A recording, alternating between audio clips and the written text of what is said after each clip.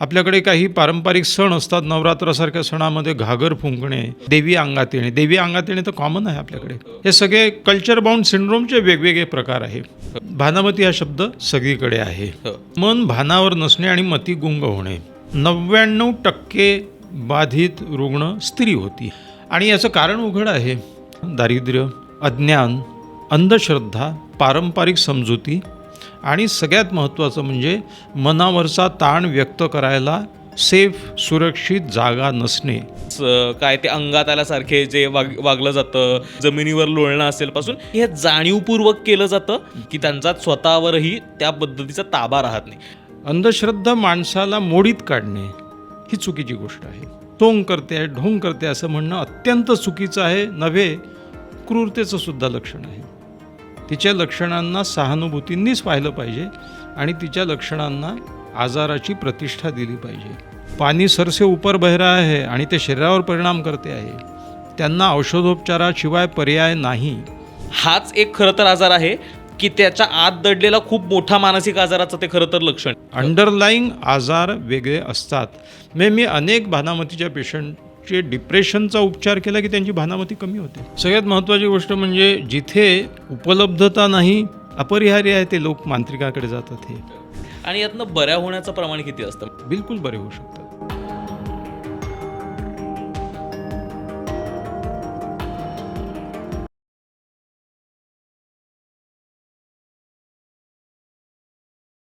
Hello नमस्कार, मी ओंकार जाधव आणि खुसपूसच्या नव्या एपिसोडमध्ये तुमच्या सगळ्यांचं खूप स्वागत आहे.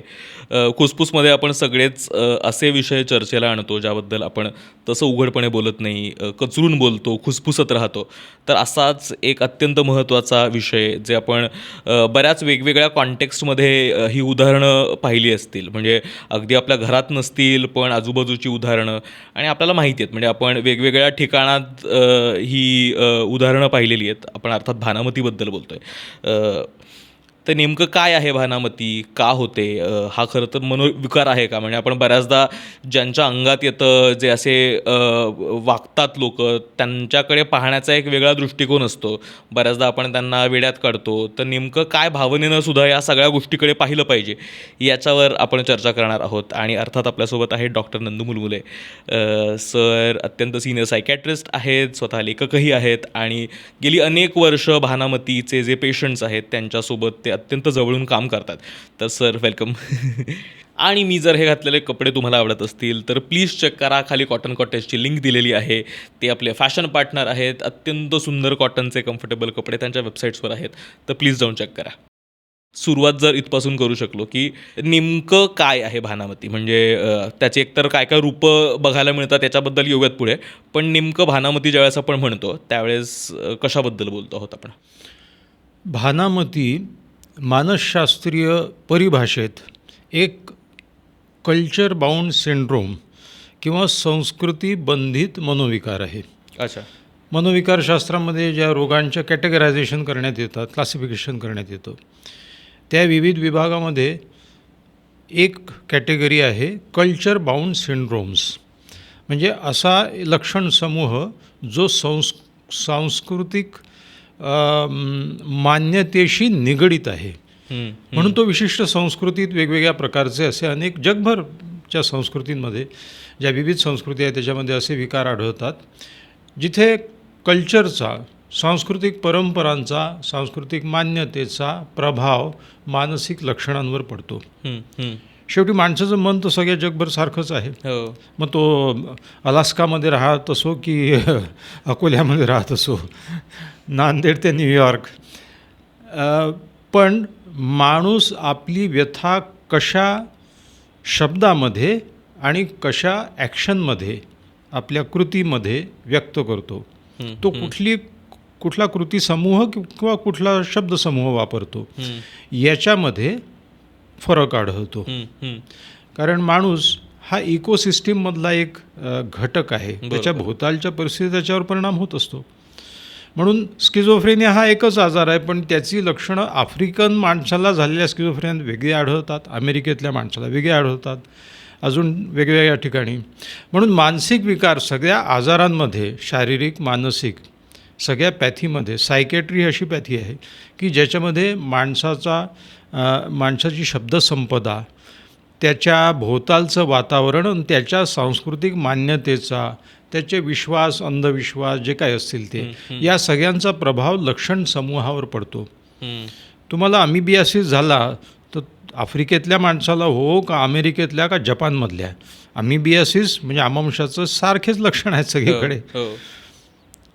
तुम्हाला पक्षाघात झाला तर तो कुठल्याही जगातल्या कुठल्याही पाठीवर त्याची लक्षणं सारखीच असणार आहे.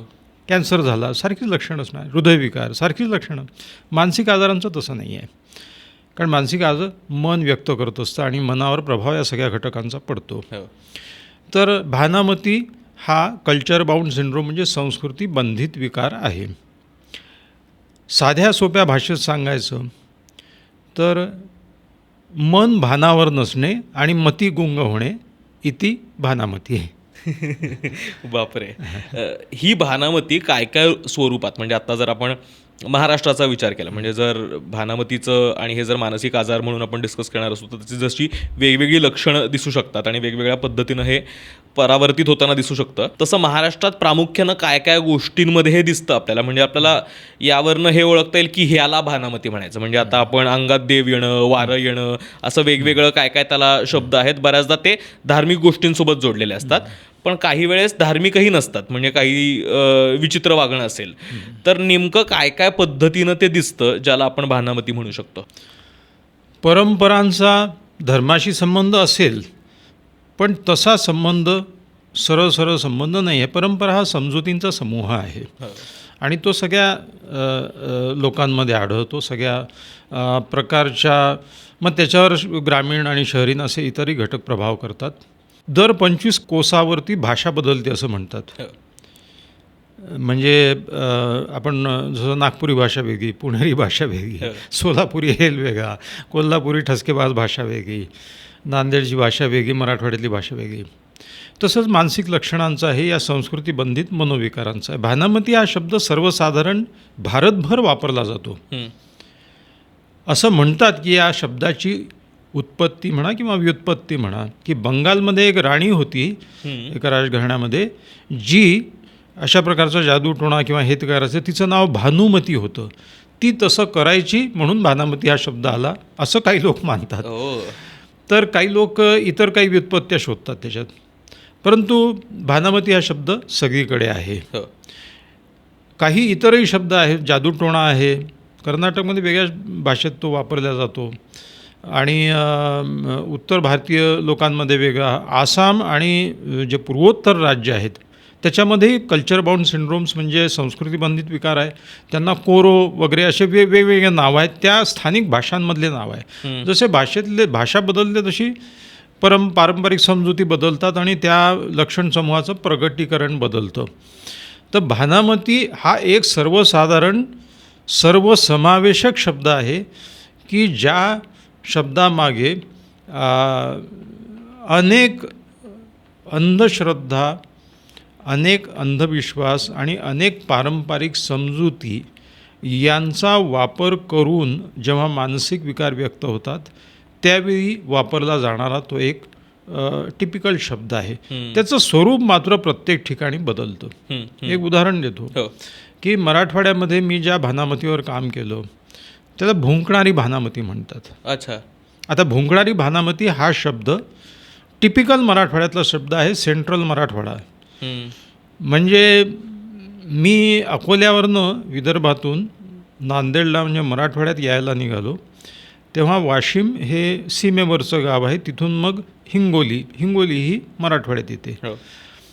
पहिला माझा भानामतीचा अनुभव असा होता की मी बसमध्ये बसलेलो होतो, बस चालली होती अकोल्यावरनं नांदेडला म्हणजे विदर्भातून मराठवाड्याला.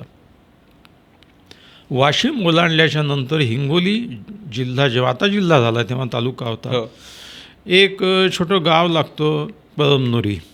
या गावी बस येऊन थांबली आणि मी बसच्या खिडकीतून बाहेर बघायला लागलो तर एक बाई अचानक हातापायाच्या मुठ्या तिने आवळल्या, ती खाली पडली आणि जोरजोरात आवाज करायला लागली विशिष्ट पद्धतीचा. तर मी विचारलं की हे काय आहे, हिला काय होते आहे. तर तो शेजारचा माणूस म्हणाला, ही भानामती भुंकायली. म्हटलं भुंकणारी भानामती म्हणजे काय, मी पहिल्यांदाच ऐकलं होतं. अगदी शेजारचा प्रदेश असूनही सांस्कृतिक किंवा पारंपरिक किंवा याच्या समजुतींमध्ये फरक पडतो आणि लक्षण समूह वेगळं नाव घेतात. भुंकणारी भानामती ही मराठवाड्याच्या बाहेर लोकांना माहीत नाही. म्हणजे तुम्ही एक जो व्हिडिओ दाखवलाय हो, तो जर आपण आता बघू शकलो. हो, हां.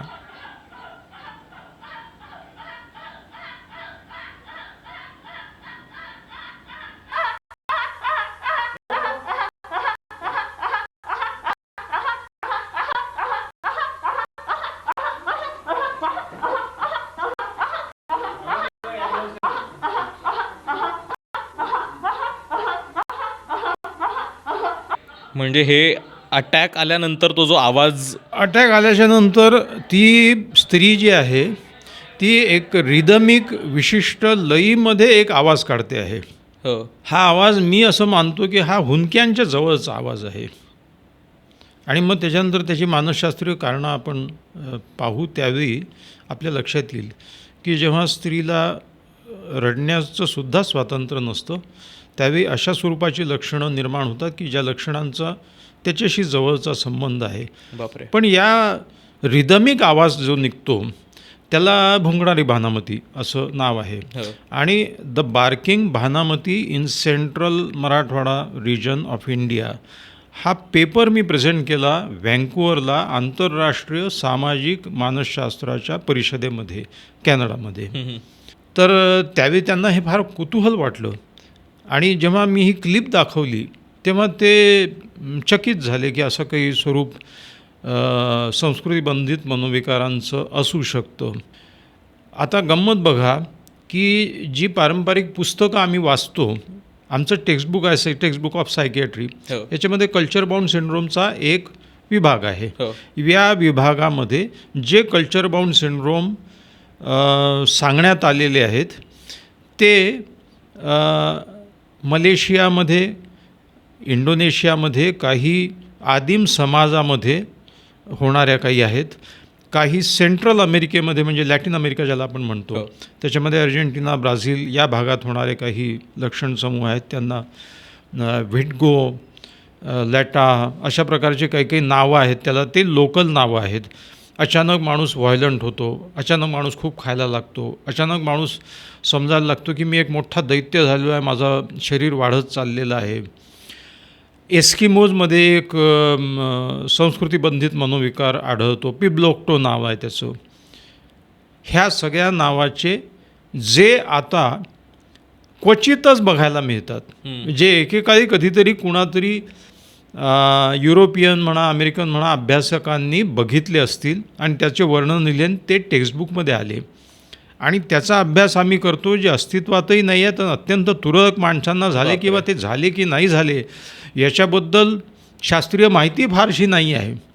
आणि भारतासारख्या देशामध्ये ज्याची लोकसंख्या 140 कोटी आहे, ज्याच्यामध्ये कमीत कमी मी तर म्हणतो 1 कोटी लोकांना अशा प्रकारचा संस्कृतीबंधित मनोविकार असेल. बापरे. अशा विकाराचा शास्त्रीय अभ्यास झालेला नाही. अशा विकारांचा अंतर्भाव ज्या टेक्स्टबुक्स आहेत त्या टेक्स्टबुकमध्ये नाही. म्हणजे खऱ्या अर्थानं दुर्लक्षित, खऱ्या अर्थाने दुर्लक्षित आहे. कोटी तर एस्किमोस तर आता अस्तित्वातही आहेत की नाही आहेत. सेंट्रल अमेरिकेमध्ये अशा प्रकारचे लोकही अस्तित्वात नसतील. आता मलेशिया आणि इंडोनेशियामध्ये. आपल्याकडे पूर्वोत्तर राज्य आहे, आसाम आहे. आसाममध्ये कोरो नावाचा एक मनोविकार आहे, तोही संस्कृतीबंधित मनोविकार आहे. पण त्याच्यावर काही शोध निबंध तेवढे प्रकाशित झाले आहे, त्याचा अंतर्भाव टेक्स्टबुक्समध्ये झालेला नाही आहे, कारण ही टेक्स्टबुक सगळी युरोपियन लोकांनी लिहिलेली आहेत. त्याच्यामुळे माझं तर नेहमी असं म्हणणं आहे की वेस्टर्न सायकियाट्री, ईस्टर्न पेशंट, आम्ही जी सायकियाट्री शिकतो ती पाश्चिमात्य लोकांनी अनुभवलेली आहे. त्यांनी काळा माणूस बघितला नाही, त्यांनी हे पेशंट बघितलेले नाहीत कधी, त्यांनी हे आजार बघितलेले नाहीत कधी. त्याच्यामध्ये आता बदल झालेले आहेत. WHO सगळ्या जगभरच रिसर्च वगैरे सुरू केलेलं आहे. पण अशा संस्कृतीबंधित मनोविकारांचा कोणालाही मानसशास्त्राच्या जगाला पत्ता नाही. बापरे. जे कोट्यावधींच्या संख्येमध्ये आपल्या देशामध्ये विविध भागात विविध प्रकारे आढळतात. आपल्याकडे काही पारंपरिक सण असतात. नवरात्रासारख्या सणामध्ये घागर फुंकणे हो किंवा अंगात येणे, देवी अंगात येणे. देवी अंगात येणे तर कॉमन आहे हो आपल्याकडे. हो हे सगळे कल्चर बाउंड सिंड्रोमचे वेगवेगळे प्रकार आहे. हो हा विशिष्ट भुंकणारी भानामती हा एक लक्षणांचा समूह मला त्या ठिकाणी आढळला. मी अनेक रुग्णांचा शास्त्रीय अभ्यास केला आणि त्याचा एक शोध निबंध प्रकाशित केला. हो हो तर असं हे एक सगळं त्याचं स्वरूप आहे. बरोबर बरोबर. ज्यावेळेस आपण याला कल्चर बाउंड्री सिंड्रोम म्हणतो आणि या सगळ्याची लक्षणं काय असतात आणि एकतर कारणं काय असू शकतात की का या पद्धतीनं लोक वागायला लागतात आणि एकतर त्याचे अर्ली साईन्स काही असू शकतात का भानामतीचे किंवा या पद्धतीचे विकारांचे जे आधी कदाचित ओळखता येतील आणि मुळातच या सगळ्याचं कारण काय म्हणजे का होतं आहे असं. पहिली गोष्ट अशी आहे की जी मी व्याख्या केली की मन भानावर नसणे आणि मती गुंग होणे. तर मन भानावर केव्हा नसतं? जेव्हा मनावर प्रचंड ताण असतो. आता असा ताण एका स्त्रीच्या मनावर, कारण स्त्रिया जास्त प्रमाणामध्ये यांनी बाधित असतात. याची कारणं आहेत. आपल्या समाजामध्ये स्त्रियांना भावना व्यक्त करायची जागा नाही आहे. आपल्या कुटुंब पद्धतीमध्ये स्त्रियांना ते स्वातंत्र्य नाही आहे. ते आता येत चाललं आहे. पूर्वी तर फार कमी होतं. म्हणजे मी परवा एका बाईला भेटलो तर त्या असं म्हणाले की आमच्या लहानपणी, म्हणजे त्यांचं वय असेल साधारण 75 वगैरे, आमच्या लहानपणी स्त्री उंबऱ्याच्या बाहेर पडायची नाही. आता उंबराच राहिलेला नाही आहे. फ्लॅट्सला उंबरा नाही आहे, उंबरठा नाही आहे. आता थोडा बदल होतो आहे. मी ही गोष्ट विशेषतः नमूद करू इच्छितो की आपण ही जी क्लिप पाहिली ही जवळजवळ 25 ते 30 वर्षापूर्वीची क्लिप आहे. म्हणून ती ते नीट दिसतही नाही, कारण त्यावेळी त्या मॅग्नेटिक टेप्स होत्या, कॅसेट्स होत्या, त्याच्यावर रेकॉर्ड केलेली आहे. आता हे प्रकार कमी होत चाललेले आहे, याच्याबद्दल कुठलीच शंका नाही आहे. पण स्त्रीची घुसमट वेगळ्या प्रकारे व्यक्त होत असेल, ती त्यावेळी त्या प्रकारे व्यक्त होत होती. बापरे. म्हणजे हे खरं तर जी होणारी घुसमट आहे त्याचं वेगळ्या अर्थाने एक बाहेर आलेलं रूप आहे का? हे खरं तर त्याचं एक बाहेर आलेलं रूप आहे. आम्ही जो अभ्यास केला त्याच्यामध्ये 99% बाधित रुग्ण स्त्री होती. बापरे. फार क्वचित पुरुषांमध्ये हा प्रकार आढळतो भानामतीसारखा, ज्याचा मी अभ्यास केला. आणि याचं कारण उघड आहे. याच्या अनेक कारणांपैकी एक महत्त्वाचं कारण असं आहे की स्त्रियांना आपल्या भावना व्यक्त करायला जागा नसते. ज्यावेळी माणसाच्या मनाची कोंडी होते, ज्यावेळी तो तिथून जाऊ शकत नाही, पळून जाऊ शकत नाही, दूर जाऊ शकत नाही आणि राहून सहनही करू शकत नाही, अशा वेळी मनावरचा जो ताण आहे त्या ताणाची अभिव्यक्ती जी आहे, व्यक्त करण्याची जी पद्धत आहे, ती तिने कधीतरी पाहिलेली आहे, तिने कधीतरी अनुभवलेली आहे, ऐकलेली आहे आणि परंपरेने ती चालत आलेली आहे. अशा प्रकारे आपण भाषा कशी वापरतो, आपले आईवडील जी भाषा वापरतात तशा स्वरूपाची भाषा आपण वापरतो. आपल्या अभिव्यक्तीवर सगळा परिणाम भोवतालच्या आपण कसे व्यक्त होतो ते पाहून शिकूनच व्यक्त होतो. बरोबर. तर हे प्रकार पाहून शिकून आता ही बाई जी आहे ही पीडित आहे. आता हिची मुलगी बघत असेल, हिची बहीण बघत असेल, हिची सून बघत असेल, हिची सासू बघत असेल, भोवतालच्या स्त्रियांच्या मनावर ह्या परिणाम होतो आणि तेच पुढे मग कॅरी ऑन होतो. शेवटी परंपरांच्या वाहक कोण आहेत? स्त्रिया आहेत. आपल्या सगळ्या पारंपरिक समजुती, आपले सगळे सणवार, आपल्या सगळ्या चालीरीती, कपडे कसे घालावे, काय अलंकार काय घालावे की घालू नये, कसं वागावे की वागू नये, काय बोलावं की बोलू नये, या सगळ्यांचे निर्बंध कोणावर जास्त आहेत? स्त्रियांवर आहेत. आणि सगळ्या संस्कृती म्हणजे काय आहे? संस्कृती म्हणजे प्रत्येक पिढीने पुढच्या पिढीला पास ऑन केलेली एक प्रकारची जीवनशैली आहे. त्याच्यामध्ये चांगले आहेत, वाईटही आहेत. स्त्रियाच त्याच्या वाहक आहेत. स्त्रियांच्याच खांद्यावरती त्याचा बोजा टाकलेला आहे संस्कृतीचा. त्याच्यामध्ये तू असं वागू नये, तू तसं वागू नये, असं बोलणं शोभत नाही, हे करू नये, ते करू नये, हे सगळे इन्स्ट्रक्शन स्त्रियांना जास्त आहेत, मुलींना जास्त आहेत, पुरुषांना फार कमी आहेत. स्त्री ही कुटुंबाची काय म्हणतात त्याला, आपण म्हणतो आधारस्तंभ असतो.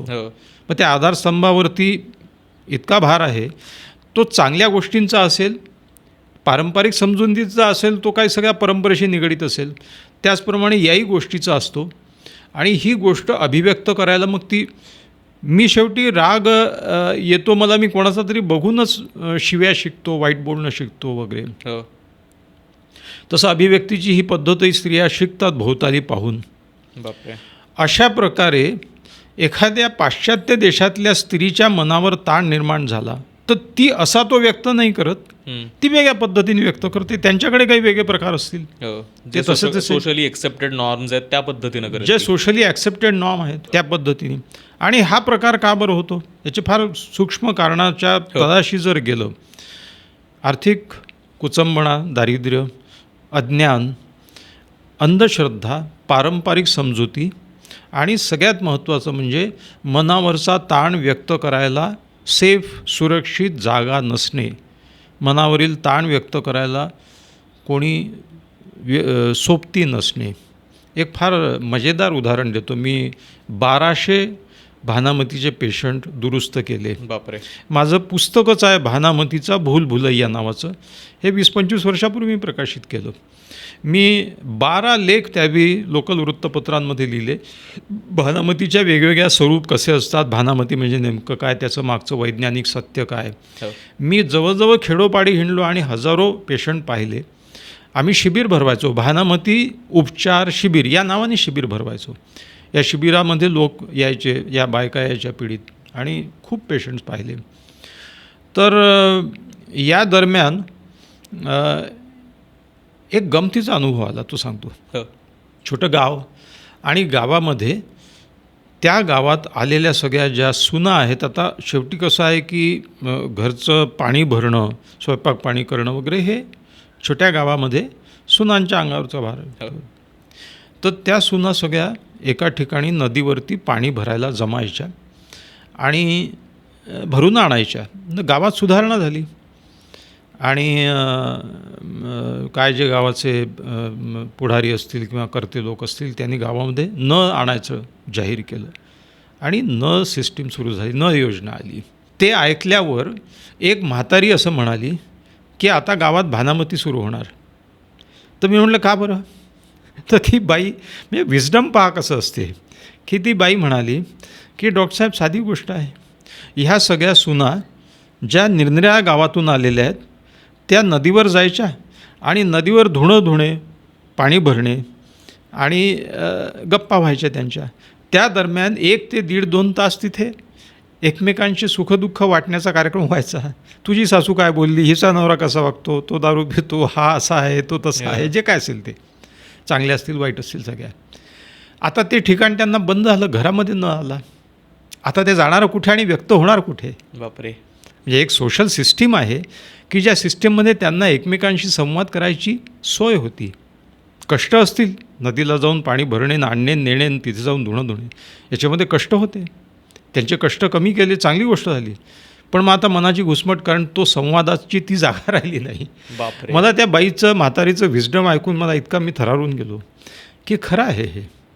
आता ती व्यक्त कशी होईल, कोणाजवळ होईल? शेवटी काय होतं की अत्यंत एक बेसिक शास्त्रीय सिद्धांत आहे, मानसशास्त्रीय सिद्धांत आहे की ताण म्हणजे नेमकं काय. ताण येतो म्हणजे काय होतं, काय, व्हॉट इज स्ट्रेस. स्ट्रेस म्हणजे शरीराने एखाद्या समोर उभ्या ठाकलेल्या संकटाला सामना करण्याची केलेली तयारी. आपलं शरीर अंडर स्ट्रेस येतं, स्ट्रेसफुल होतो, ताण येतो, म्हणजे हा ताण शरीराने एखाद्या संकटाचा प्रतिकार करण्यासाठी केलेली तयारी आहे. आता ही तयारी कशी आहे? संकट आलं, काय संकट? आदिम काळापासून माणसाच्या अंगावर संकट येतच होती. कधी एखादा हिंस्त्र प्राणी आला, ढगांचा गडगडाट झाला, भयंकर लाटा आल्या अंगावरती, हे त्या काळचे असतील. आता बॉस अंगावर धावून आला, बायको अंगावर आली, किंवा तुम्ही रस्त्याने चाललेले आहात आणि हातात चाकू घेतलेला झोकांड्या खाणारा एखादा दारुडा धावत आला, समोर भयंकर संकट आलेलं आहे. आता हे संकटाचे अनेक स्वरूप आहेत. रागावलेला माणूस आला, काय जे कसं आहे, अचानक कुठेतरी बॉम्बस्फोट झाला, लोक धावायला लागले, पळायला लागले, स्ट्रेस निर्माण झाला. त्यावेळी शरीर प्रतिकार करण्यासाठी काय काय करतं? शरीराच्या 3 रिॲक्शन असतात: फाईट, प्रतिकार करणे; फ्लाईट, पळून जाणे; किंवा फ्रीज, गोठून जाणे. एकाच जागी स्तब्ध होणे. फाईट किंवा प्रतिकार, पलायन किंवा धावणे, पळणे, त्या सिच्युएशनपासून स्वतःला दूर करणे, या दोन्ही गोष्टींसाठी आणि फ्रीजसाठी सुद्धा एक ऊर्जा लागते. ती नॉर्मलपेक्षा जास्त प्रमाणात लागते, कारण त्यावेळी ताणाचा प्रसंग आलेला आहे. You have to now either fight or run away. तर ऊर्जा निर्माण करण्यासाठी शरीरामध्ये मग बदल घडायला लागतात. मनामध्ये आपल्या मेंदूला सूचना दिल्या जातात. मेंदू थायरॉईडला, ॲड्रिनल ग्लँडला, सगळ्या ग्रंथींना सूचना देतो. शरीरामध्ये कॉर्टिसॉल नावाचं एक हॉर्मोन तयार होतं. ॲड्रिनलिन नावाचं हॉर्मोन तयार होतं.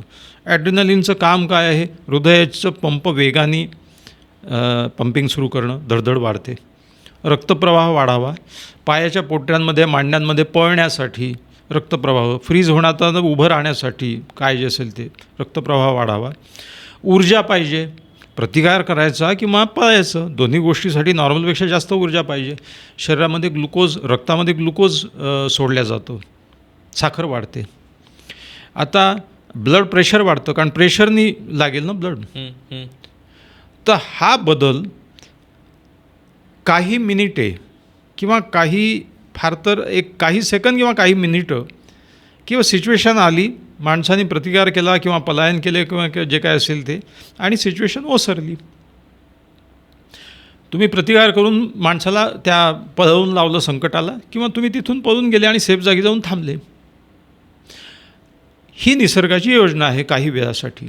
असा ताण जर दररोज निर्माण व्हायला लागला, वेळोवेळी असा व्हायला लागला, वेळोवेळी तुमच्यावर स्ट्रेस यायला लागला, तर शरीर ही क्रिया क्रॉनिकली करायला लागतं. मग साखर वाढून जाते, तुम्हाला मधुमेह होतो, ब्लड प्रेशर वाढतं, तुम्हाला कायमचं ब्लड प्रेशर जडू शकतं. मग हातपाय थरथर कापणे, घसा कोरडा पडणे, सतत धडधडणे, घाम येणे आणि बेचैनी, कारण त्यावेळी प्रतिकारासाठी माणूस बेचैन झालेला असतो. ही स्थिती रोज, म्हणजे एक प्राध्यापक मला असं म्हणाले की माझी नोकरी आहे, ज्या नोकरीवर माझा पगार अवलंबून आहे, त्याच्यावर माझं पोट चालते. मी एका संस्थेमध्ये नोकरी करतो जिथे मॅनेजमेंटशी माझं पटत नाही. मी शिकवायला विद्यार्थ्यांसमोर जातो, ते ऐकत नाहीत, उद्धट उत्तरं देतात. आजकालचे मुलं असे झालेले आहेत. आणि माझे सहकारी फार काही चांगले नाही आहेत, सहकार्य करणारे सहकारी म्हणणं चुक आहे त्यांना. अशा संस्थेमध्ये रोज जायचं. आज मी गेली 25 वर्ष सर्व्हिस करतो आहे, अजून मला 10 वर्ष तर काढायचेच आहेत. सकाळी माझ्या मनावर इतका ताण येतो की जिथे मी उत्साहाने कामाला जायचं, ती माझं डोकं जड झालेलं असते. आणि परत येतानाही मी रिलॅक्स राहत नाही, कारण मला रात्री झोप लागून उद्या पुन्हा त्याला तोंड द्यायचं आहे. कसा बसा रविवारी निवांतपणा मिळतो, पण विचार डोक्यात फिरत राहतात. Daily, day in day out तुम्ही स्ट्रेसला जर सामना करत असाल, तर तुमची शरीर जे आहे ते या मोडमध्ये जातं आणि मग हे सगळे विकार होतात. याच्यामधला फ्रीज नावाचा जो प्रकार आहे आपल्या भानामतीच्या संदर्भात, नवरा रागीट आहे, नवरा दारू पितो, नवऱ्याचं काहीतरी प्रकरण आहे, पटत नाही आहे, रोज भांडणं होतात आहेत, घरात इंट्रॅक्टेबल सिच्युएशन आहे, कोणी ऐकत नाही आहे, पैशाची चणचण आहे, मुलांची शिक्षणं समोर दिसतात आहे, नवरा दारूत पैसे घालवतो आहे, अनेक गोष्टी असतात. या सगळ्या गोष्टींचा स्त्रियांच्या मनावर ताण येतो. आता हा ताण, प्रतिकार, कोणाचा प्रतिकार करणार, किती करणार, रोज भांडणं करणार, थकून जाणार. पलायन, घर सोडून जाता येते का? स्त्रीला घर सोडून नाही जाता येत. आपल्या देशामध्ये घटस्फोटाचं प्रमाण किती आहे? 1-2% आहे. युरोपमध्ये घटस्फोटाचं प्रमाण किती आहे? 50% आहे. म्हणजे याचा अर्थ आपल्याकडे फार छान आदर्श कुटुंब व्यवस्था आहे का? नाही. तुम्ही घटस्फोटित स्त्रीला प्रतिष्ठा द्या, घटस्फोटित स्त्रीला आर्थिक स्वातंत्र्य द्या, तर घटांचा स्फोट होऊन जाईल इथे सुद्धा. घटस्फोटांचं प्रमाण कमी आहे, कारण घटस्फोटित स्त्रीला समाजात अनेक समस्यांना तोंड द्यावं लागतं. अनेक ठिकाणी ती आर्थिकदृष्ट्या स्वतंत्र नसते, पैशासाठी अवलंबून असते नवऱ्यावर. पण शेवटी कसं आहे, तो दिवस जातो आणि दुसऱ्या दिवशी वाटतं की आजचा दिवस नवा उजाडेल, आज कदाचित बदल घडून येईल, या आशेवरही जगते. तेव्हा या ठिकाणी पळताही येत नाही आणि प्रतिकारही करता येत नाही. मग तिसरा मोड येतो तो फ्रीज. मग हिस्टेरिकल पेशंट कसा बेशुद्ध पडून जातो, डोळे मिटून दातखिळी बसते, हिस्टेरिकल होतात बाया. का बरं? मोशनलेस पडतात, एकदम खाली पडून गेली. 2-3 पर्पजेस सर्व होतात, 2-3 तिच्या बाजूनी काही घटक वळवता येतात. एक म्हणजे ते जे काही टेन्शनवालं प्रकार आहे तो बंद होऊन जातो, सगळं लक्ष इकडे वेधल्या जाते. बायको बेशुद्ध पडली म्हणजे सगळे तिकडे पाहतील ना आधी. टेन्शन डिफ्यूज होतं, जो काही ताणाचा हे भाग आहे तो तेवढ्यापुरता तरी रद्द होतो, बाजूला होतो. दुसरी गोष्ट म्हणजे बेशुद्ध पडलेला माणूस किंवा मोशनलेस माणूस, त्याला मग काहीच नाही, त्याला कोणी हे नाही, त्याला सहानुभूती मिळते, त्याला उपचाराची काहीतरी शक्यता निर्माण होते. त्या क्षणी तिला स्वतःबद्दल प्रेम, सहानुभूती ज्याची गरज असते ती मिळते, त्याच्या नावाने का असेना, आजाराच्या नावाने. अशा पेशंटला आणलं जातं दवाखान्यामध्ये. दवाखान्याची गंमत सांगतो की सायकॅट्रिस्ट समोर आणलं तर सायकॅट्रिस्ट समजून जाईल की ही हिस्टेरिकली म्यूट झालेली आहे किंवा मोशनलेस झाली, हिस्टेरिकल स्टेट आहे ही. तर सायकॅट्रिस्ट नातेवाईकांना बाजूला घेतो, समजावून सांगतो की ही बेशुद्ध पडलेली आहे, पण मानसिकदृष्ट्या बेशुद्ध आहे, सिरियस नाही आहे काही. मग ह्याच्यावर उपचार काय? तिला तिचं जागं होऊ द्या, काही जबरदस्ती करू नका. तीच जर एखाद्या मेडिकल कॉलेजमधल्या कॅज्युअल्टीत गेली तर तिथे जो नवीन डॉक्टर असतो त्याच्या लक्षात येतं की हे हिस्टेरिकल आहे. मग तो पेशंटच्या नाकामध्ये ती राईस ट्यूबच टाक, काहीतरी त्याला थोडंसं स्टिम्युलेटस कर, असे काहीतरी प्रकार करून पटकन तिला त्याच्यातून जागं करण्याचा प्रयत्न करतो. त्याचा उद्देश चांगलाही असेल, पण तिन्ही हे फ्रीज होण्याचं घेतलेलं डिफेन्स आहे, ते डिफेन्स, ते कवच तिच्या हातून काढून घेणं आणि तिला पुन्हा त्या सिच्युएशनमध्ये ढकलणं योग्य नाही आहे. बापरे. हा डिफेन्स रिमूव्ह करताना तिला एक मॅच्युअर डिफेन्स द्या ना दुसरा, की ज्याच्यामुळे तिची प्रतिष्ठा राहील, तिची सहानुभूती कायम राहील, तिचं प्रेम तिला कायम राहील. म्हणून जे आपण चर्चा करत होतो की हे शेवटी हे काही सोंग आहे की ढोंग आहे की खरोखरच बेशुद्ध आहे माणूस, तर याचं उत्तर हेच आहे की हे सोंग ढोंग नाही आहे, याला सोंग म्हणू नका. जर डॉक्टरनी नाही काही नाही, तिला थोडंसं जरा ती सोंग करते आहे, बाकी काही नाही, असा शब्द उच्चारणं योग्य नाही आहे. कारण शेवटी मानसिक बेशुद्धी असो की शारीरिक बेशुद्धी असो, ती सारखीच महत्त्वाची आहे. तिला टॅकल करणं, ती मानसिक आहे. आता दुर्दैवाने असा समज आहे की जे शारीरिक नाही ते काय म्हणजे कॉमन आहे, ठीक आहे, काही त्याला सिरियस नाही आहे. सिरियस का नाही? डिप्रेशन सिरियस नाही आहे, अँझायटी, पॅनिक अटॅक सिरियस नाही आहे, काय पोटाचं दुखणं सिरियस आहे, हृदयविकार सिरियस आहेत, डिप्रेशन तेवढंच सिरियस आहे, हिस्ट्रिकल अटॅक्स तेवढेच सिरियस आहे, पजेशन स्टेट्स, भानामती, कल्चर बाउंड सिंड्रोम्स तेवढेच सिरियस आहेत. त्यांनाही गरज आहे उपचाराची, त्यांनाही गरज आहे सहानुभूतीने उपचार करण्याची. तेव्हा मुळात याचं कारण हे आहे की जो स्ट्रेस आहे तो रिलीव्ह करण्यासाठी फ्लाईट करता येत नाही, फाईट करता येत नाही, मग ती फ्रीज होते. आणि फ्रीज झाल्यानंतर भानामतीमध्ये, कल्चर बाउंड सिंड्रोम्समध्ये ती त्या लक्षणाच्या समूहातून, आता या लक्षणासमूहाचा फायदा काय आहे? फायदा म्हणजे ज्याला आपण म्हणतो the secondary gain of a psychology. माणूस असं का करतो? काहीतरी मिळवण्यासाठी. तो तात्पुरता रिवॉर्ड असतो, तो चुकीचा गेन असतो, पण तो गेन असतो तात्पुरता. तो असा आहे की लक्ष वेधल्या जाते, सहानुभूती मिळते. या व्यतिरिक्त पारंपरिक समजुतीमुळे लोक या गोष्टीकडे पाहतात की हां ठीक आहे, भानामती झाली. कारण एक समूहाची मानसिकता आहे की हे काहीतरी बाहेर बाधा वगैरे असे प्रकार आहे, मग लोक त्याच्यापासून दूर राहतात.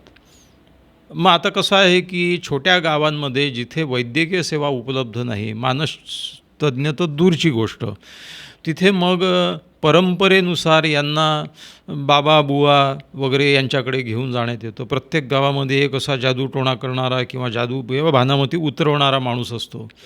मग तो त्याच्या पारंपरिक काही उपचार पद्धती करतो. पुन्हा ट्रीटमेंट तीच आहे की तिला याच्यातून जागं करणं, म्हणजे लोक आपल्यावर श्रद्धा वाढेल त्यांची, की या स्थितीतून पटकन त्या पेशंटला बाहेर आणलं, बोलतं केलं आणि क्रायसिस इंटरव्हेन्शन केलं.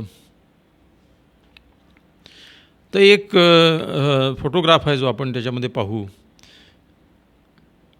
आणि हे पुन्हा नमूद करू इच्छितो की हे जवळजवळ 25 ते 30 वर्षापूर्वीची स्थिती आहे, जी मी स्वतः पाहिलेली आहे. आता याचं प्रमाण कमी होत चाललं आहे हे निश्चित. आता 1-2 स्लाईड्स आपण पाहू की ज्याच्यामध्ये की अशावेळी अंधश्रद्धामुळे त्यांच्यावर अघोरी उपचार घडून येतात. हा एका म्हातारा माणूस होता आणि तो वेड्यासारखं करायला लागला काही कारणामुळे. आणि भानामती वगैरे जाऊ द्या, कुठल्याही वेड्यासारखं करणाऱ्या माणसाला खेड्यामध्ये जे आहे मांत्रिकाकडे नेण्यात येतो. आणि त्यांचा उपचार म्हणजे कसा आहे की डोळ्यामध्ये रिठ्याचा रस जो आहे तो टाकणे. बापरे. त्याच्यामुळे त्या माणसावरती त्याचा मानसिक आजार राहायला बाजूला, पहिले त्याला सिव्हिअर कंजंक्टिव्हायटिस झाला होता, त्याचाच उपचार करावा लागला आणि त्याची दृष्टी झाली त्याच्यामुळे. बापरे. हे काउंटर इरिटंट म्हणून वापरण्यात यायचं पूर्वी. आता हे प्रकार खूप कमी झालेले आहे, हे नमूद करणं जरुरी आहे. ही एक फार इंटरेस्टिंग केस आहे, या बाईची आहे. तर याच्यामध्ये तिच्या छातीवरती तिने बिब्याच्या फुल्या उमटून घेतल्या. बिब्याच्या फुल्या म्हणजे मार्किंग नट जे आहे बिबा, त्याचा रस जो आहे तो उभरतो आणि त्याचं काळे डाग पडतात. तर ते तिने स्वतः करून घेतलं. ती अशा सिच्युएशनमध्ये होती की ज्या सिच्युएशनमध्ये तिला काय म्हणता येईल, स्वतःवर आलेलं संकट दूर करण्याचा दुसरा कुठलाही मार्ग नव्हता. हा एक मान्यताप्राप्त मार्ग होता. खेड्यामध्ये अशा अनेक समजुती आहे की आपोआप त्या बिब्याच्या फुल्या उमटतात आणि या बिब्याच्या फुल्या उमटल्या की त्या माणसावरती काहीतरी, त्या स्त्रीवरती काहीतरी करणी झालेली आहे, बाहेर बाधा झालेली आहे, पोझिशन ऑफ स्पिरिट्स. मग आता अशा बाईपासून तो माणूस दूरच राहील का, तो भीतो. आता एक नवीन लग्न झालेली स्त्री आणि तिचा नवरा, दोघंजणं एका छोट्या गावात राहायचे आणि सासू वारलेली होती, सासरा एकटा होता घरी. आणि हा नवरा जो आहे तो कामावरती जायचा दुसऱ्या जवळच्या गावी, एक 50-100 किलोमीटर दूर बसने जाणे येणे. आणि दिवसभर घरी एकटी ही बाई आणि तिचा सासरा. आता आम्ही जेव्हा तिला एकांतामध्ये इंटरव्ह्यू केलं तेव्हा आमच्या लक्षात आलं की तिला आपल्या सासऱ्याच्या नजरेची भीती वाटायची. तिचे काय इंटेन्शन होते माहीत नाही, परंतु तिला त्या गोष्टीची भीती वाटायची की मी एकटी आहे, घरात हाच माणूस आहे फक्त एकटा, नवरा गेलेला आहे. तिने नवऱ्याला आडून पाडून सांगून पाहिलं की मला तिकडे घेऊन चला. आता त्याला शक्य नव्हतं तिकडे वेगळं घर करणं, त्याला आर्थिक स्थिती नव्हती त्याची तशी, आणि गावात त्याची बदली करा तेही शक्य नव्हतं. या इंट्रॅक्टेबल सिच्युएशनमध्ये ह्या संकटापासून दूर करण्यासाठी एके दिवशी ती उठली आणि ती म्हणाली की माझ्या अंगभर अशा प्रकारच्या बिब्याच्या फुल्या उमटलेल्या आहेत. आता या प्रकारामुळे 2 गोष्टी झाल्या. एक तर तिला सहानुभूती मिळाली, दुसरं म्हणजे सासरा तिच्या 10 फूट लांब गेला, तो काही करणंही शक्य नव्हतं. तिसरी गोष्ट म्हणजे नवऱ्याच्या लक्षात आलं की हिच्याजवळ राहणं जरुरी आहे, हिला काहीतरी झालेलं आहे. मग आम्ही वेगळं नवऱ्याला इंटरव्ह्यू केलं आणि त्याला सांगितलं की एक खोली का असेना, पण तू तुझ्या नोकरीच्या जागीच तू तुझ्या बायकोसोबत राहिलं पाहिजे. तू जाऊन येऊन वडिलांची काळजी घेऊ शकतो. ही गोष्ट त्याला नाही सांगितली की तिच्या मनात असा काहीतरी संशय आहे किंवा तिच्या मनावर असा काहीतरी ताण आहे, कारण मग ते घरामध्ये कलह निर्माण झाला असता.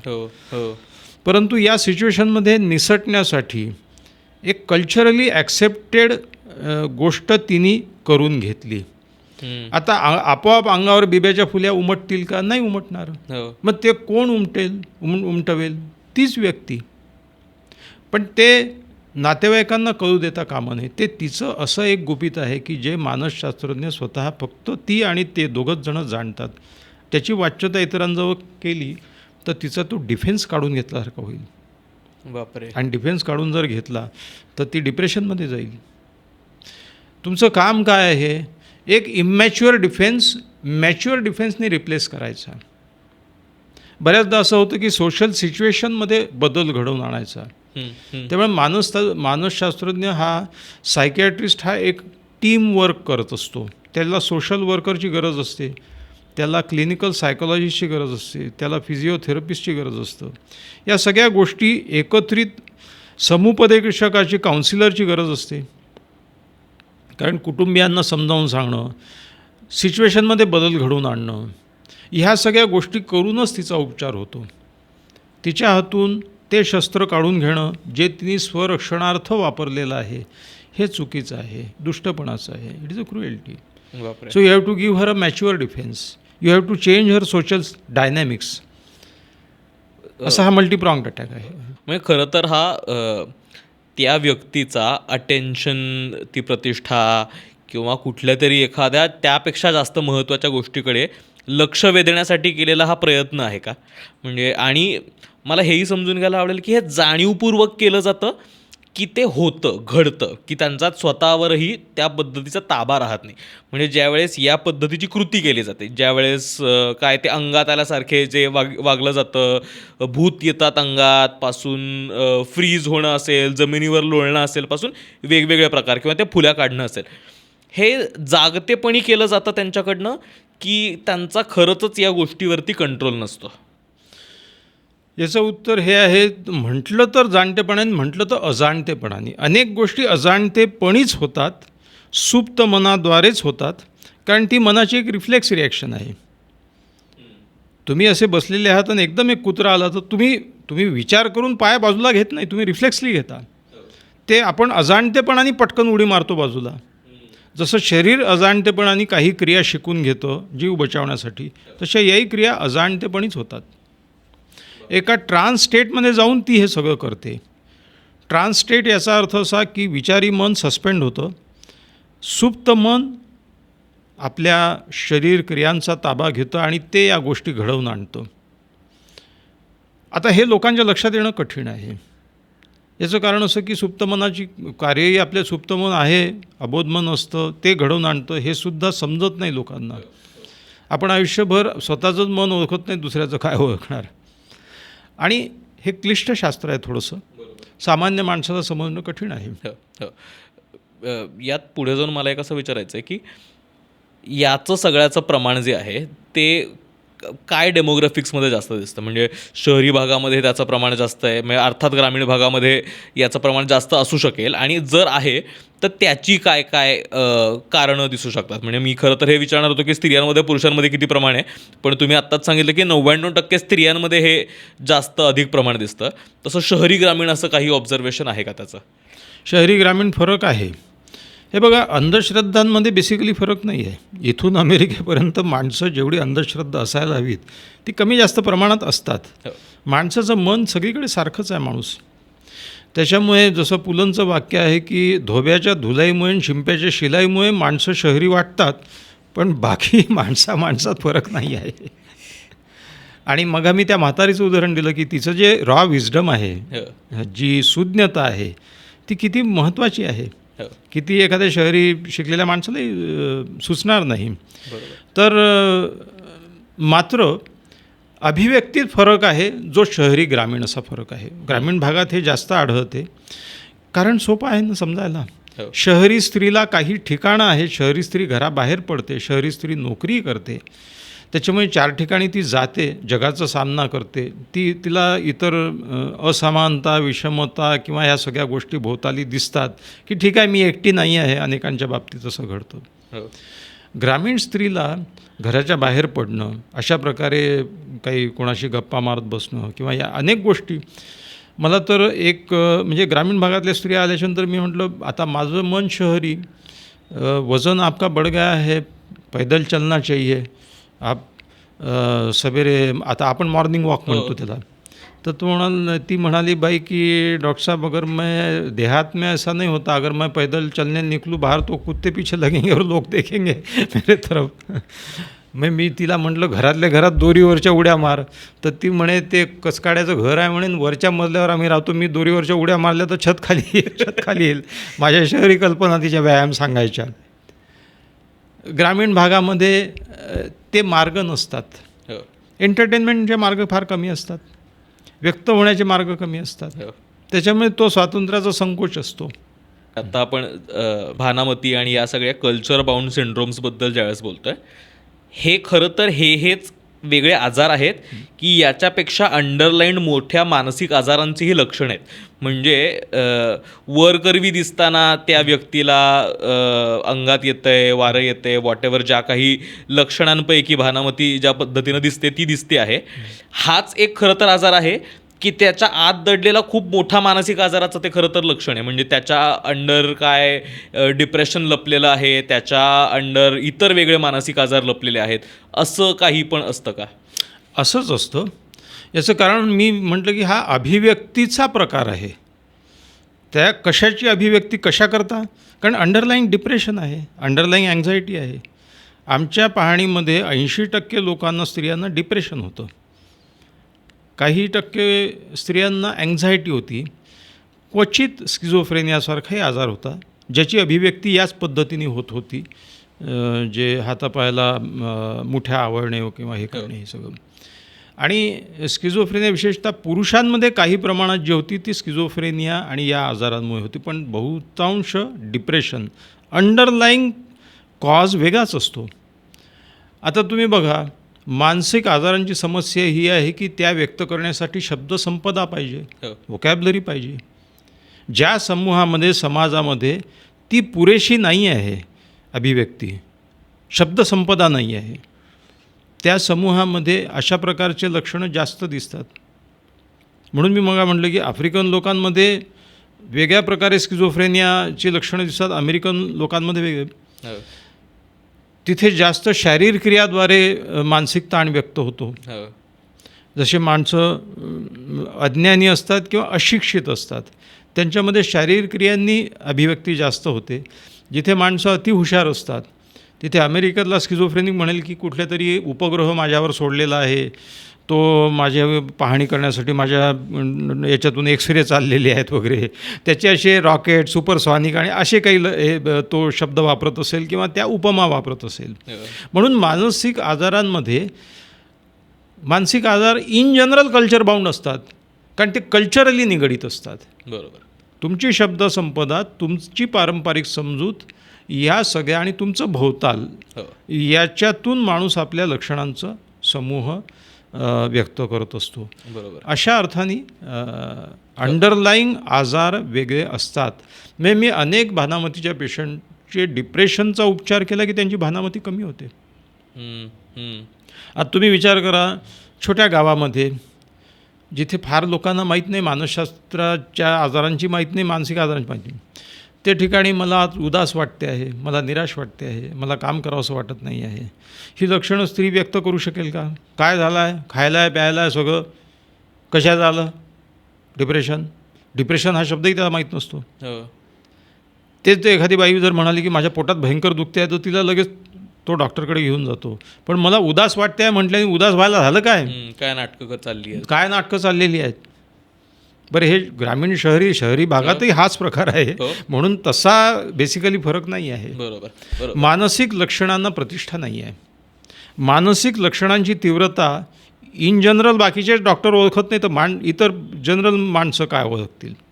म्हणजे मी अनेक असे तज्ज्ञ पाहिलेले आहेत की जे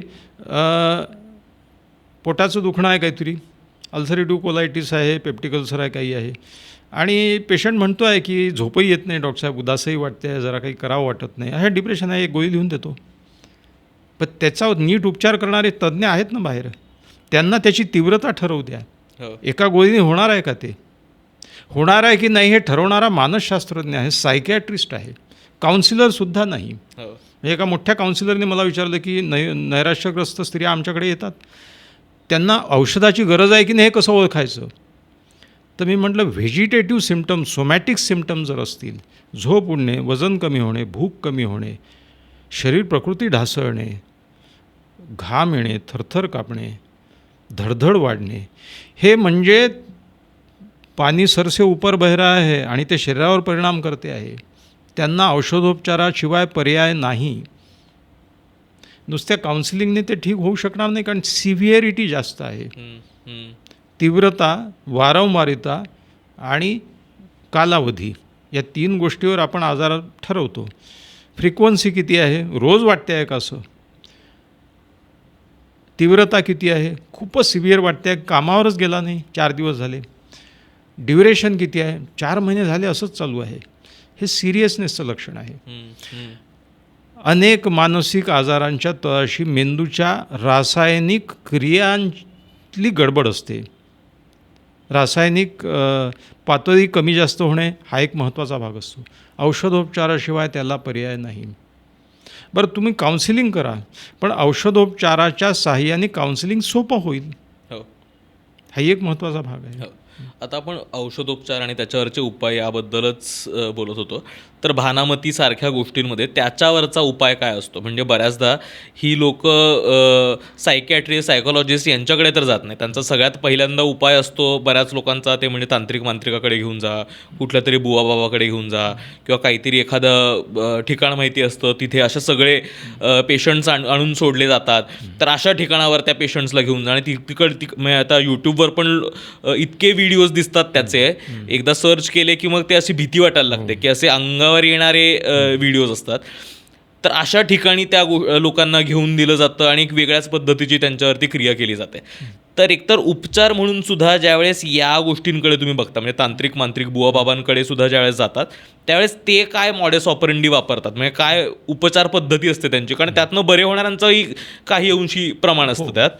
आणि याला जर एक मानसशास्त्रीय दृष्ट्या याच्यावर उपचार करायचे असतील तर त्याचा काय एक साधारण रस्ता असतो? सगळ्यात महत्त्वाची गोष्ट म्हणजे जिथे उपलब्धता नाही, पूर्वी सायकॅट्रिस्टच नव्हते, फार कमी नव्हतेच. म्हणजे सायकॅट्री हे 1950 नंतर तुरळक प्रमाणात थोडे व्हायला लागले, तेही मोठ्या शहरामध्ये. म्हणजे मी प्रॅक्टिस करायला लागलो त्यावेळी 7 जिल्ह्यात मिळून मी एकटा सायकॅट्रिस्ट होतो. आता हा एक भाग झाला. जनरल डॉक्टर्स होते, पण जनरल MBBSमध्ये सायकॅट्री शिकवल्याच जात नाही. त्याच्यामुळे जनरल MBBS माणसाला गायनेकॉलॉजी येते, खेड्यातला डॉक्टरही उत्तम डिलिव्हरीज वगैरे सगळं करू शकतो, छोटी मोठी शस्त्रक्रिया करतो, मेडिसिनचा सगळा उपचार, हृदयविकाराचं प्राथमिक उपचार वगैरे सगळंच करतो. सायकॅट्रीचं त्याला काहीच माहीत नसतं, कारण त्याला शिक्षणच देण्यात आलेलं नाही MBBS लेवलला. त्याच्यामुळे अनुलब्धतेमुळे काय, उपलब्धता नसल्याने, अव्हेलेबिलिटी नसल्याने, सोप्या मराठीत सांगायचं तर अपरिहार्य आहे ते लोक मांत्रिकाकडे जातात. हे पारंपरिक गोष्टी आहेत. ह्या मांत्रिक बुवा बाबा यांच्या अनेकांकडे मी गेलो. त्यातल्या बहुतांशी लोकांनी मला सांगितलं की आम्हाला माहीत आहेत हे काहीतरी सायकोलॉजिकल आजार आहेत, मानसिक बिमारी आहेत, पण एक तर आम्हाला काही माहीत नाही याच्याबद्दल, आणि लोक श्रद्धेने येतात, मग आम्ही काहीतरी उपचार करतो त्यांचा. म्हणजे अघोरी उपचार करणारे कमी आहेत. जे साधारण उपचार करणारे आहे तो श्रद्धेचा वापर करून त्याला काहीतरी तात्पुरती रिलीफ मिळावा. मग ते गंडा दोरी बांधणे, पेटी म्हणतात, छोटीशी अशी एक हे असते, बांधतात, तावीजसारखं बांधतात. त्याला विचारलं याच्यामध्ये, तो म्हणे मंत्रून राख टाकलेली असं मी लोकांना सांगतो आणि देत होते, त्यांना तात्पुरतं बरं वाटतं. त्याच्यातही काय क्रिया घडून येते, प्लॅसिबो इफेक्ट, की आपण जातो आहे आपल्यावर काहीतरी, त्याच्यावर आपल्याला बोलायचंच आहे वेगळं. तर मला आता नेण्यात आलेलं आहे, तिला महत्त्वही मिळते ना, पेशंटला महत्त्व मिळते की त्याला आणण्यात आलेलं आहे, दिवसभर त्यासाठी लोकांनी वेळ घालवलेला आहे, नवऱ्यांनी वेळ दिलेला आहे. मग त्या ठिकाणी काहीतरी प्रश्न उत्तरं होणे वगैरे जे काय असेल तर तिला त्याचं महत्त्व मिळते. आणि जे काय असेल ते समजुतीमुळे बरेच आजार असे असतात की जे फक्त काही नाही, काही काळजी करू नको एवढ्या वाक्यांनी बरे होतात. ते एका अधिकारी व्यक्तीने, ज्याला आपण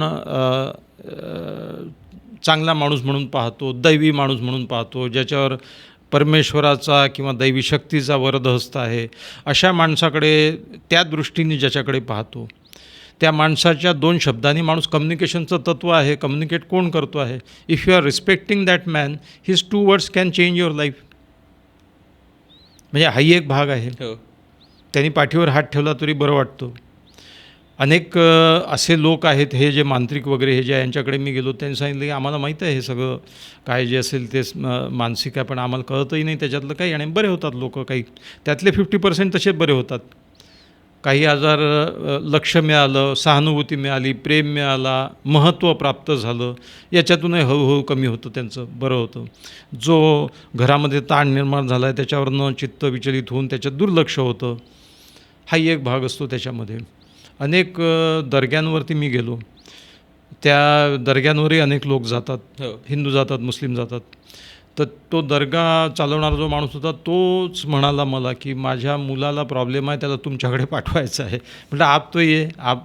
तर तो म्हणाला आप तो जानते हो जैसा मैं जानता हूँ, हम तो पढ़े लिखे नहीं हैं लेकिन हम जानते हैं ये सब मेंटल बीमारियाँ हैं, लेकिन क्या करें लोग आते हैं, बहुत गरीब लोग होते हैं, उनके पास पैसे नहीं होते हैं डॉक्टर पास जाने के लिए. अच्छा इनको पता भी नहीं कौन सा डॉक्टर कहाँ, सायकॅट्रिस्टमध्ये काय, हेही लोकांकडे आता शहरातसुद्धा कुठल्या लक्षणांसाठी सायकॅट्रिस्टकडे जायचं, आता थोडं अवेअरनेस वाढलेला आहे. परंतु या विशिष्ट लक्षणांसाठी सायकॅट्रिस्ट असतो.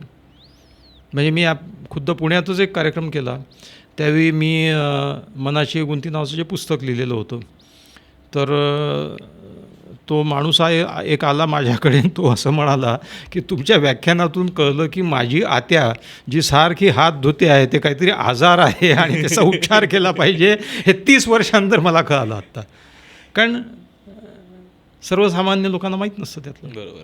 पण ज्यावेळेस आपण आता याच्या उपचारांबद्दल बोलतो त्यावेळेस त्या सगळ्याचा अप्रोच काय असला पाहिजे? म्हणजे डायरेक्ट एकतर हे किती सिव्हिअर आहे, म्हणजे याची व्याप्ती, याची गंभीरता कितपत मोठी आहे, म्हणजे कितपत मोठा एकतर आजार आहे मानसिक आजाराच्या पातळीत जर आपण ते बघायला गेलं तर, आणि त्यात घरगुती पातळीवर काही करता येऊ शकतं का? म्हणजे ज्यांच्या घरात कोणीतरी अशी व्यक्ती आहे की जे भानामती आल्यासारखी आहे किंवा या वेगवेगळ्या पद्धतीनं व्यक्त करतायत आणि त्यांना कळतही नाही आहे ते काय करतायत, तर घरगुती पातळीवर काय करता येऊ शकतं का? आणि नाहीतर याच्यावर उपाय म्हणून, उपचार म्हणून काय रस्ता असू शकतो? उपचार हा मल्टीप्रॉंग्ड अटॅक ज्याला आपण म्हणतो, म्हणजे चहूबाजूंनी, कारण आजारालाच अनेक पैलू आहेत. त्याच्यामुळे एक आहे डिप्रेशन सिव्हिअर असेल तर औषधोपचार, अँझायटी सिव्हिअर असेल तर औषधोपचार. नंबर 2, त्या स्त्रीची जी समस्या आहे ती समस्या सोशो डायनॅमिक चेंजेस तिच्या घरामध्ये काय, मग त्याच्यामध्ये फॅमिली थेरपी आली, कुटुंबियांना एकत्रित करणं आलं, त्यांना समजावणं आलं, त्यांचं काउन्सिलिंग करण्यात आलं, हा एक भाग महत्त्वाचा असतो. तिसरी गोष्ट तिचं स्वतःचं काउन्सिलिंग, तिच्या काही अंधश्रद्धा असतील तर त्या दूर करणं. चौथी गोष्ट एक समाज पातळीवर, आणि पुन्हा मी त्याच मुद्द्यावर येतो समारोपाला येताना, की हे जे आपलं बोलणं चाललं आहे हे हजारो लोक ऐकतील, समाज पातळीवर अवेअरनेस वाढेल की हे असे आजार, म्हणजे माझ्याकडे अनेक लोक, गावातला शिक्षक, गावातला तलाठी किंवा हे, की डॉक्टरसाहेब यांचं जी समजूत होती की हे बाहेर बाधा झालेली आहे आणि हे चालले होते कुठेतरी इकडे तिकडे मांत्रिकाकडे, तर मी यांना समजावलं की नाही ते डोक्याचा डॉक्टर आहे, त्याच्याकडे चला, ते दुरुस्त करतो. माझ्याकडे अनेक पेशंट नंतर यायला लागले आणि ते विचारायचे की तुम्ही ते बाहेर बाधा वगैरे पाहता? म्हटलं हो, बाहेर बाधाही मी पाहतो, काही काळजी करू नका. आणि यातनं बऱ्या होण्याचं प्रमाण किती असतं? म्हणजे बऱ्याचदा डॉक्टरकडे या पद्धतीचा आजार घेऊन जाण्याबाबत ही भीती किंवा शंका असू शकते की यातनं बरं होईल का, बरं वाटेल का, त्यातनं फरक पडेल का, तर यातनं बरं होण्याचं प्रमाण किती असतं? तीव्र स्वरूपाचा मानसिक आजार जर नसेल तर बरं होण्याचं प्रमाण 90% वर आहे, जास्त आहे. जर सिच्युएशन बदलली, घराच्या डायनॅमिक्समध्ये फरक घडून आला, इंटरपर्सनल रिलेशन, नातेसंबंध सुधारले, परिस्थिती सुधारली आणि ॲक्सेप्टन्स आलं, तर बिलकुल बदल घडू शकतो. कारण शेवटी हे काय म्हणताल, सामाजिक पातळीवरही सगळं बदल घडून येतो. आता प्रमाण खूप कमी होत चाललेलं आहे, पुन्हा मी एकदा नमूद करतो. याचं कारण इंटरनेट, माहिती, ज्ञान पटकन लोकांना कळायला लागलं,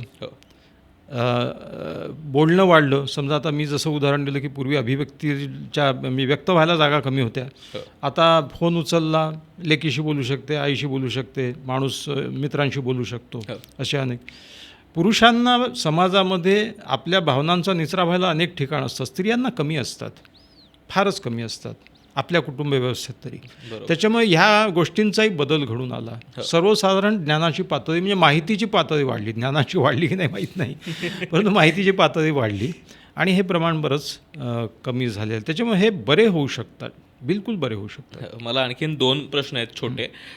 एक तर म्हणजे या सगळ्या रुग्णांकडे, पेशंट्सकडे बघतानाचा काय अप्रोच असला पाहिजे?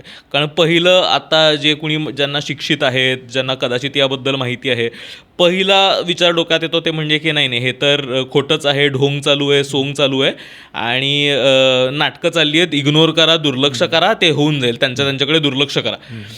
हा अप्रोच असला पाहिजे की आणखीन सहानुभूतीनं त्यांच्याकडे पाहिलं गेलं पाहिजे? कारण जर हा इतक्या पद्धतीचा मानसिक आजार असेल आणि तुम्हाला भावनाच व्यक्त करण्यासाठी जागा मिळत नाही आहे म्हणून त्याने जर घेतलेलं हे वेगळं रूप असेल आणि त्या पद्धतीनं ती व्यक्ती भावना व्यक्त करत असेल आणि ते केल्यानंतरही आपण त्या व्यक्तीला हे असं वागतंय म्हणून दुर्लक्ष करणार असो, तर त्याचा कदाचित जास्तच आघात होऊ शकत असेल ना त्याच्यावरती. तर या सगळ्याकडे एक बाहेरची व्यक्ती म्हणून बघताना काय अप्रोच असला पाहिजे? सगळ्यात महत्त्वाचा अप्रोच हा असला पाहिजे की तुम्ही अंधश्रद्ध माणूस आहे म्हणून त्याचा तिरस्कार करू नका. तो अंधश्रद्ध झालेला आहे, काही कारणामुळे झालेला आहे, पारंपरिक गोष्टींमुळे झालेला आहे. अंधश्रद्ध माणसाला मोडीत काढणे ही चुकीची गोष्ट आहे.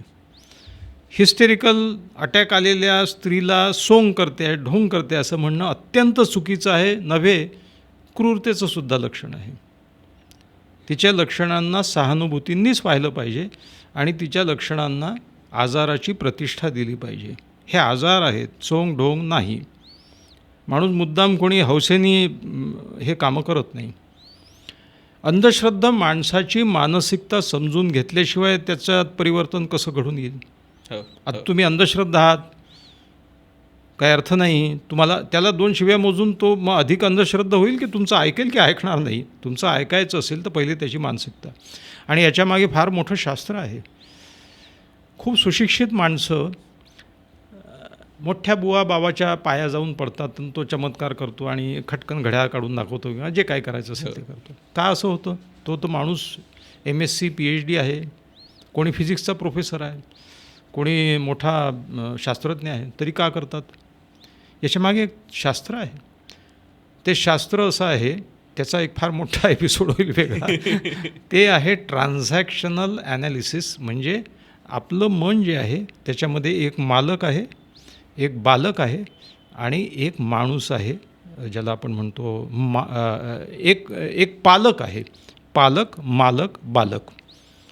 बालक म्हणजे आपल्या मनातलं एक लहान मूल जे उपजत त्याच्या इच्छा आकांक्षा घेऊन जन्माला येतं. पालक म्हणजे आपल्या लहानपणापासून आपल्यावर करण्यात येणारे जे काही संस्कार आहेत, जे काही विचार आहेत, ते रेकॉर्ड होतात. माणसाचा मेंदू जन्माला आल्याबरोबर एक रेकॉर्ड प्लेअर सुरू करतो. त्या रेकॉर्डमध्ये त्याच्यावर घडून आलेले सगळे अनुभव, त्याला सांगण्यात आलेल्या सगळ्या समजुती, गोष्टी, श्रद्धा, अंधश्रद्धा ज्यांना आपण म्हणतो, त्या सगळ्या त्यावेळी त्याच्या मनात निर्माण झालेल्या भावनेसह रेकॉर्ड होतात. हे पालक. आणि या दोहोंच्या मध्ये ज्याला आपण इगो म्हणतो, ज्याला आपण मालक म्हणतो, आपण ज्याला म्हणतो की मी कोण आहे, तर तो मालक. आता तो आपल्या मनाचा मालक असायला पाहिजे, पण तो कधीकधी आपल्यातल्या बालकावर नियंत्रण मिळवू शकत नाही आणि कधीकधी आपल्या पालकाला प्रश्न विचारू शकत नाही. तुमच्या वडिलांनी एखादी गोष्ट सांगितलेली तुम्हाला आणि नंतर तुम्हाला कळलं की ही नाही आहे तेवढीशी बरोबर, पण तुम्ही आपल्या वडिलांना मोडीत काढाल का? नाही. तुमच्या आजोबांनी काही गोष्टी सांगितलेल्या आहेत ज्या आता या जगामध्ये नाही आहेत, त्या संयुक्तिक, पण म्हणून तुम्ही काही त्यांना मोडीत नाही काढत. याचं कारण माणूस आपलं पालक रेकॉर्डिंग चॅलेंज करू इच्छित नाही. माणसं अत्यंत विद्वान असतात पण याही गोष्टी करतात. आणि जेव्हा आपण जर त्यांना विचारायला गेलो की का तुम्ही इकडे एवढे मोठे तज्ज्ञ आहात आणि इकडे हे, तर तो म्हणतो नाही, ते आमच्या परंपरेचा भाग आहे. मोठा विषय आहे. बापरे. अगदी शेवटचा प्रश्न की आपण ज्यावेळेस या सगळ्या आव्हानामती आणि या सगळ्या आजारांकडे कल्चर बाउंड सिंड्रोम्स म्हणून बोलतो, त्यावेळेस या कल्चर किंवा संस्कृतीमधल्या काय गोष्टी, म्हणजे संस्कृतीच्या कुठल्या गोष्टींचं हे दर्शक आहे खरं तर.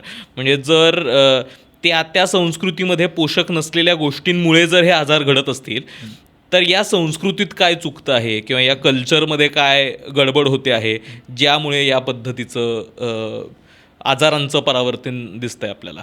याच्यामध्ये महत्त्वाची गोष्ट अशी आहे, आणि हाही एक फार मोठा सामाजिक विषय आहे, तो असा आहे की संस्कृती ही हजारो वर्षांच्या क्रियेने घडून येते. पिढ्यानपिढ्या चालत आलेल्या गोष्टी असतात त्या. पुन्हा मी म्हटलं ते पालक रेकॉर्डिंग आहे, हजारो वर्षाचं आहे ते ज्ञान, ते संचित तुमच्या पणजोबा, खापर पणजोबा, आजोबा, वडील यांनी दिलं.